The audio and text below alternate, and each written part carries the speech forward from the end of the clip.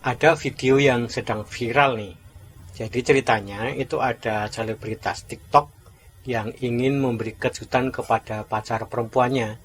Kemudian dia mengadakan siaran langsung ke kamar kos pacarnya itu.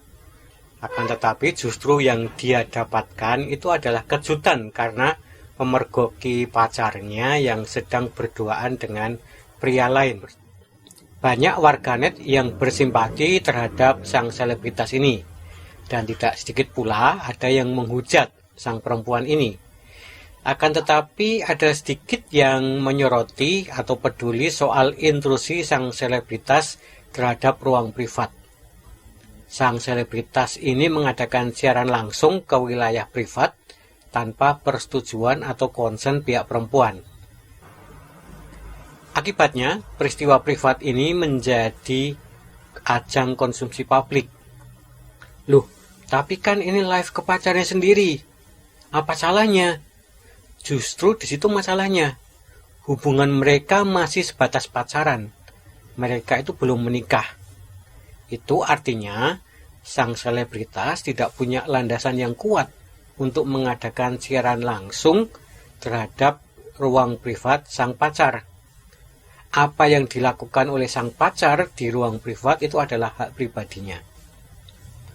Pada masyarakat yang masih komunal memang ruang privat ini kadang-kadang menjadi barang yang langka. Kita seperti hidup dalam akuarium yang terlihat dari segala arah. Orang lain merasa punya hak untuk melongok ke dalam kehidupan pribadi kita.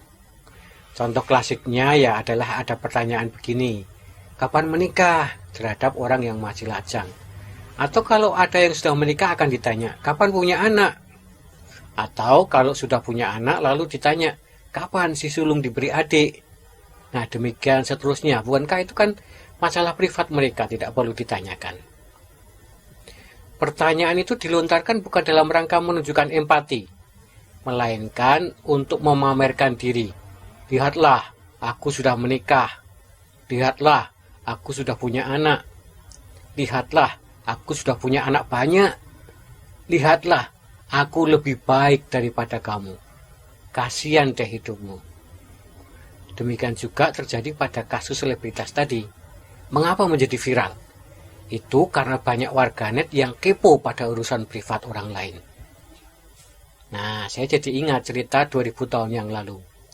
Ada dua orang yang sedang berdoa di rumah ibadah. Mereka adalah pemimpin agama dan satunya petugas pajak. Pemimpin agama ini berdoa dengan lantang dan percaya diri. Katanya, "Ya Tuhan, aku berterima kasih kepadamu karena aku tidak seperti orang lain. Aku tidak seperti pencuri, orang yang curang, orang yang berzinah, bahkan tidak seperti pemungut pajak ini." Di dekat situ, petugas pajaknya pun juga berdoa. Dia berdoa dengan penuh kesedihan dan penyesalan.